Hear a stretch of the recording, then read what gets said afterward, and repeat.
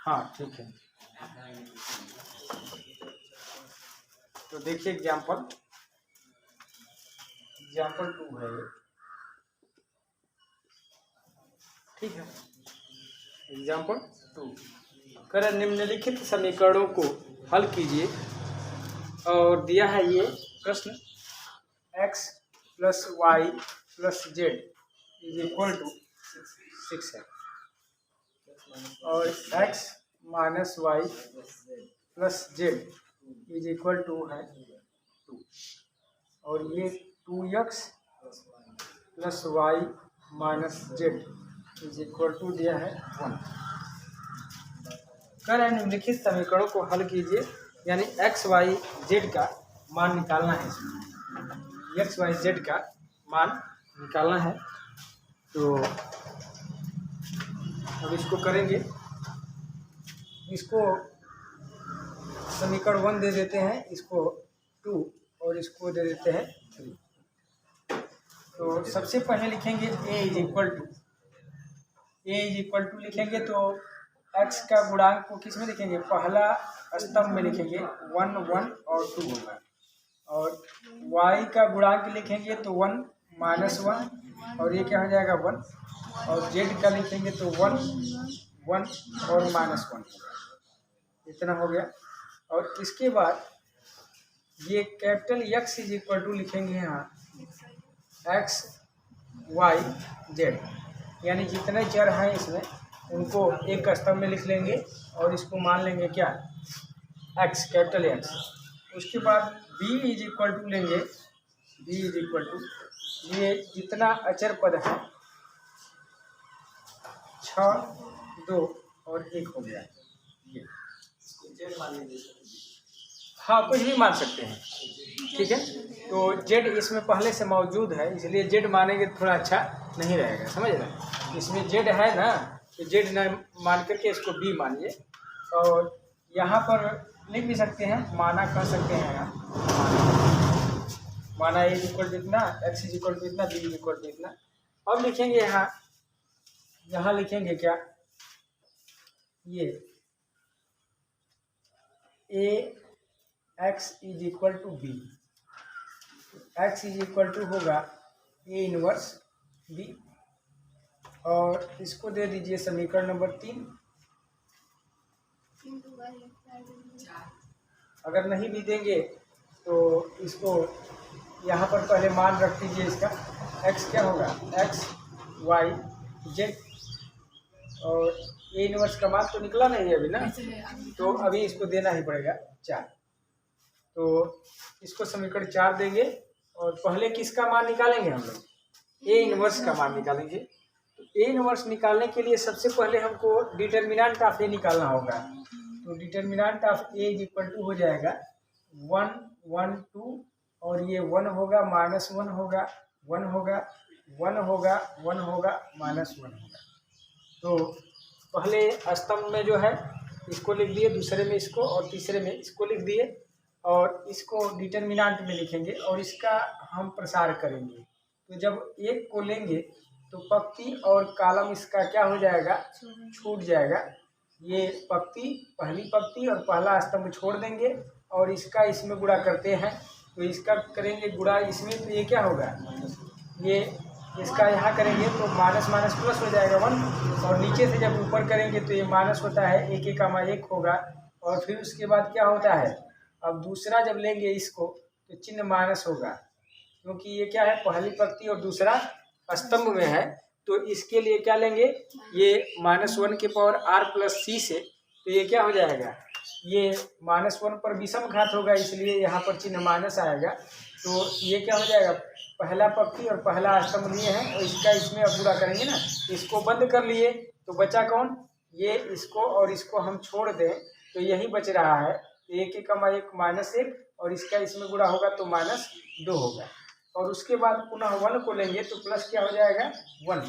तो अब इसमें क्या करेंगे, इसमें जब लेंगे इसको तो ये पंक्ति कॉलम छूट जाएगा, ये वाला भी, ये पहली पंक्ति और तीसरा कॉलम छोड़ेंगे तो ये वाला छूटा, तो क्या बच गया, इसका गुणा इसमें करेंगे और इसका गुणा इसमें, तो ऊपर से नीचे करेंगे तो 1 1 कमा 1 होगा और माइनस क्या हो जाएगा, माइनस तो पहले से है गुणा करने पर, तो माइनस लिखा जाता है तो ये प्लस, तो ये प्लस हो जाएगा 2 कमा 2। और इसके बाद इज इक्वल टू क्या होगा, ये तो 0 हो गया, एक में से घट गया तो 0, और ये -2 -1 -3 और -3 का इसमें गुणा हो जाएगा तो +3 हो जाएगा, और उसके बाद 2 1 3 3 कमा 3 तो बराबर हो गया 6। तो डिटर्मिनेंट ऑफ ए की जो वैल्यू आ गई वो क्या आ गई, 6 आ गई। ठीक है, तो अब जब डिटर्मिनेंट ऑफ ए की वैल्यू 6 आ गई तो अब क्या करेंगे, ये इसका व्युत्क्रम निकाला जा सकता है तब ना, क्योंकि जब व्युत्क्रम कब नहीं निकाला जा सकता है, जब डिटर्मिनेंट की वैल्यू कितना आ जाए, 0 आ जाए।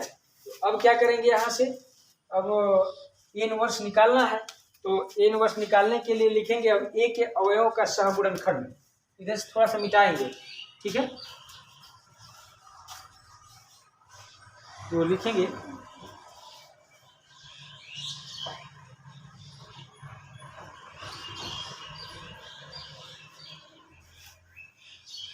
ए के अवयवों का सहगुणनखंड,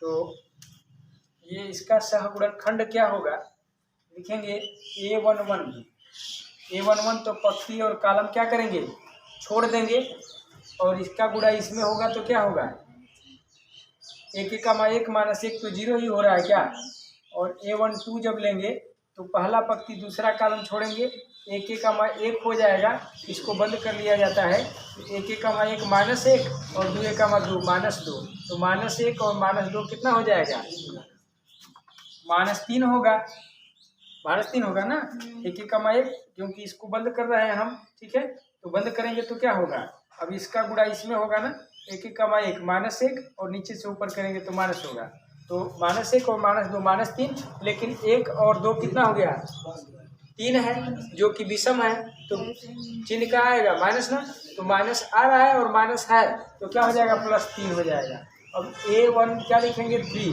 यानी पहला पंक्ति और तीसरा कॉलम।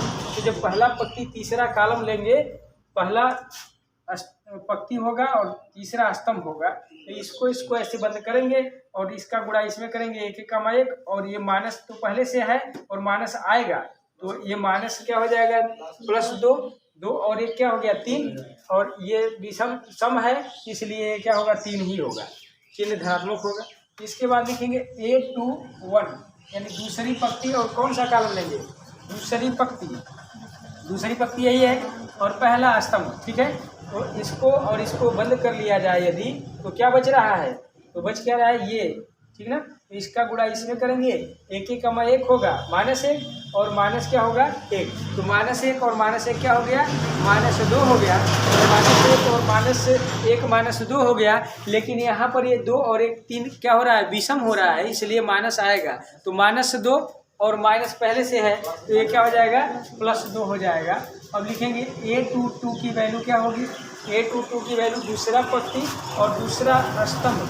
ठीक है, तो ये छोड़ देंगे इसको और इसको, अगर तो ये क्या होगा, 1 1 कमा 1 -1 और ये -2 तो -3 हो जाएगा, और A23 की वैल्यू क्या हो जाएगी, A23, यानी कि A23 अब लेंगे तो क्या हो जाएगा, यानी दूसरी पंक्ति और तीसरा कॉलम ना, दूसरी पंक्ति तो रहेगा ही, लेकिन अब लेंगे इसमें क्या, तीसरा स्तंभ, यानी इसको लेंगे तो क्या होगा, इसका गुणा इसमें, 1 1 कमा 1 माइनस क्या हो गया, 2, 1 में से 2 घटेगा तो क्या होगा, -1, लेकिन 3 2 5 ऋणात्मक आ रहा है, तो क्या आ रहा है, तो माइनस और माइनस ये हो गया तो क्या हो गया, -1 बचा था ना, और माइनस आएगा तो ये 1 हो गया। ठीक है, अब लिखेंगे क्या, A31, यानी दूसरी पंक्ति और कौन सा कॉलम, दूसरी पंक्ति पहला कॉलम, तीसरी पंक्ति, ये A3 क्या है, A31 है, तो अब ले रहे हैं किसको, तीसरी पंक्ति को, तो जब तीसरी पंक्ति को लेंगे तो क्या होगा, ये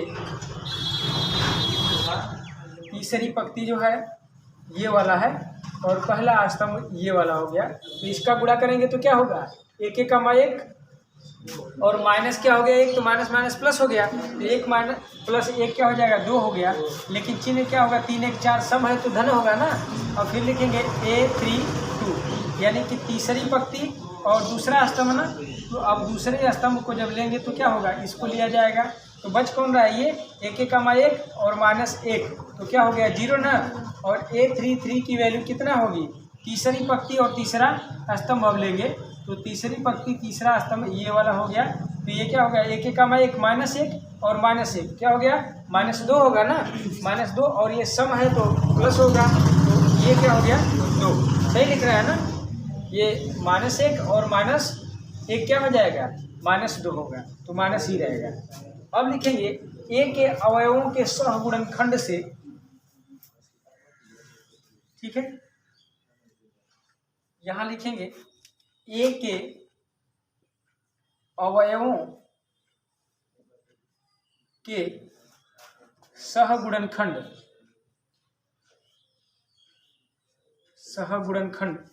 से निर्मित आव्यूह,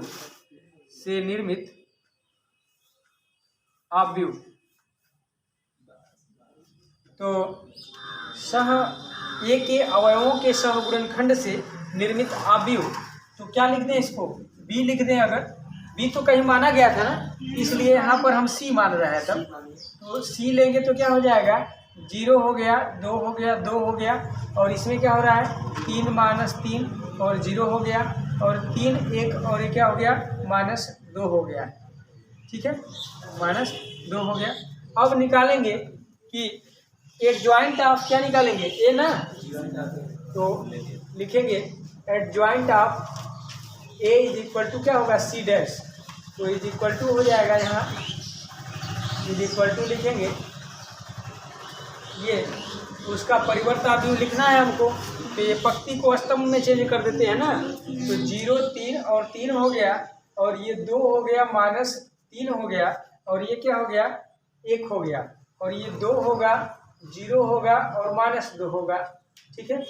अब इतना हो गया, तो निकालना हमको ए इनवर्स है, तो अब ए इनवर्स निकालना है, तो A inverse is equal to होता क्या है एडजॉइंट ऑफ ए, और बटे में क्या होगा डिटर्मिनेंट ऑफ ए, तो डिटर्मिनेंट ऑफ ए का मान 6 है, तो इज इक्वल टू 1/6, और इसकी वैल्यू यहीं रखेंगे 0, और ये क्या हो गया 3 और ये 2 हो गया -3 हो गया, 1 हो गया, 2 हो गया, 0 हो गया और -2 हो गया, इतना हो गया। अब देखिए इससे डिवाइड करेंगे इसमें, तो क्या होगा, इधर से थोड़ा सा मिटाएंगे हम,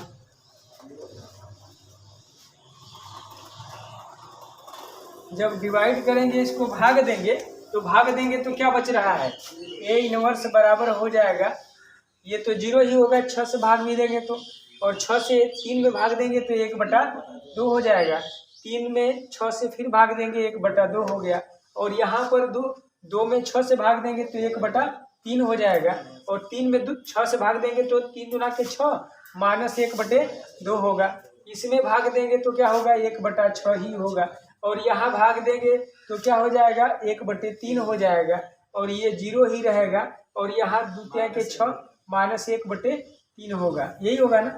ए इनवर्स का मान निकल गया।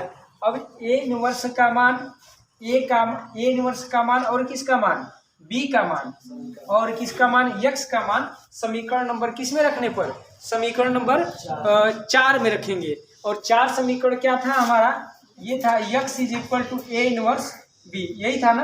और यक्स का मान क्या है एक्स वाई और जेड था, और ए इनवर्स का मान अभी हम लोग निकाले हैं, ये क्या है 0 1/2 और 1/2 और 1/3 -1/2 और 1/6 और 1/3 0 -1/3।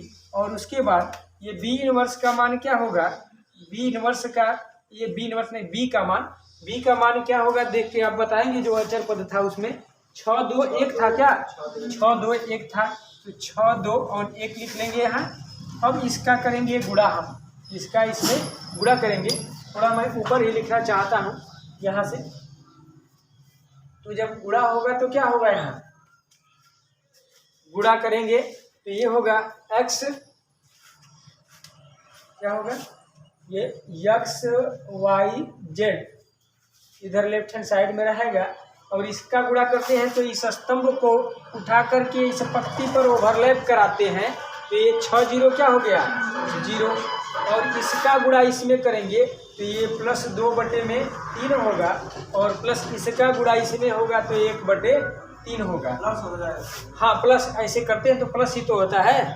इस स्तंभ को उठाकर इस पंक्ति पर, और देखिए मल्टीप्लिकेशन इसका गुणा संभव है कि नहीं। इसमें 3 × 3 का है और ये 3 × 1 का है। देखिए इसमें जो स्तंभों की संख्या है इसकी पंक्तियों की संख्या के क्या है, बराबर है कि नहीं, यानी गुणा संभव है। ठीक है, तो ये स्तंभ को दर्शाता है, ये पंक्ति को दर्शाता है। ठीक है, तो अब जब गुणा कर रहे हैं तो इसका पुनः दूसरी पंक्ति पर करेंगे तो ये क्या होगा, ये क्या हो जाएगा, द्वितीय के 6 3 होगा, और प्लस ये हो जाएगा -1 हो जाएगा, -1, और इसका गुणा इसमें तो प्लस क्या हो जाएगा, 0 होगा। ठीक है, इसका गुणा इसमें करेंगे द्वितीय 6, ये 3 हो गया, और इसका इसमें करेंगे तो ये क्या हो जाएगा, 1/3 हो जाएगा, और प्लस इसका 1 का करेंगे तो ये -1/3 हो जाएगा। ये इतना हो गया। तो जब इतना हो गया तो अब क्या करेंगे, सबको जोड़ लेंगे और इसको नीचे से मिटाते हैं। समीकरण 3 दिया था, जो भी x y z का मान आएगा हम उत्तर का जांच कर लेंगे, किसी एक समीकरण में रखेंगे तो उसको संतुष्ट करना चाहिए। अगर संतुष्ट करेगा तो x y z का मान सही है, अन्यथा उसका मान सही नहीं है। तो अब देखिए इसको लिखेंगे, ये x y और z हो गया, और इक्वल टू क्या है, इसको जोड़िए, हर बराबर है, जुड़ जाएगा, 3/3 होगा, 3 से भाग देंगे तो 1 आ जाएगा, 3 में से 1 घटेगा, 2 बचेगा, और 1/3 से 1 कट गया तो केवल 3 ही बचेगा। यानी कि इसमें x बराबर 2 आप भी यदि बराबर हैं तो उनके संगत एलिमेंट भी क्या होते हैं, बराबर होते हैं। तो यहाँ x बराबर 1, y बराबर 2 और z बराबर क्या हो गया, 3। अब देखिए समीकरण जो हमारा दिया था x + y + z बराबर 6 था, पहला समीकरण, तो हम संतुष्ट करा के दिखा दे रहे हैं। x + y + z equal to क्या था, 6, यही ना था पहला समीकरण। तो इसमें जब मान रखेंगे इनका तो ये संतुष्ट होना चाहिए। तो संतुष्ट कराने के लिए क्या करेंगे, यहाँ 1 + 2 प्लस ये क्या हो जाएगा, 3 इक्वल टू 6। तो इम्प्लाई दैट क्या हो गया, 6 इक्वल टू 6 आ गया ना, यही पहला समीकरण था, उसमें रख दिए। तो ये क्या हो रहा है, संतुष्ट हो रहा है, यानी कि जो हमारे ये रिजल्ट आया है x y z का मान, यही हमारा क्या हो गया, रिजल्ट हो गया, यही आंसर आ गया। ठीक है, यानी x का मान 1 आएगा, y का मान 2 और z का मान क्या होगा, 3 होगा। x y z का मान इस प्रकार निकालेंगे। ये युगपत समीकरण है। 3 समीकरणों को हल करने की और भी विधि पहले होती थी। क्या, अगर 3 समीकरण दिया है तो किसी 2 समीकरण को पहले और दूसरे को लेकर के किसी एक को क्या करते थे, विलुप्त कराते थे, और दूसरे और तीसरे को लेकर के फिर उसी चर को विलुप्त कराते थे। जो उनसे समीकरण 2 मिलते थे उनको फिर हल करा करके एक चर को और विलुप्त कराते थे, तो एक चर की वैल्यू आ जाती थी, और उसको किसी एक में रख करके, जो बाद में निकले थे उसमें 2 चर थे, उसमें रख करके ये दूसरा चर निकाल लेते थे, और जब दोनों आ जाते थे तो किसी पहले समीकरण में रख करके हम तीसरे चर को निकाल लेते थे। लेकिन वो विधि जो थी वो मतलब रेखीय जो थी, रैखिक समीकरण जो रहते थे उसको हल किया जाता था।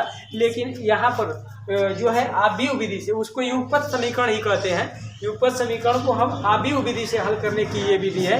इस तरह से हम इसको हल करेंगे। ठीक है, इसमें कुछ डाउट और पूछिए।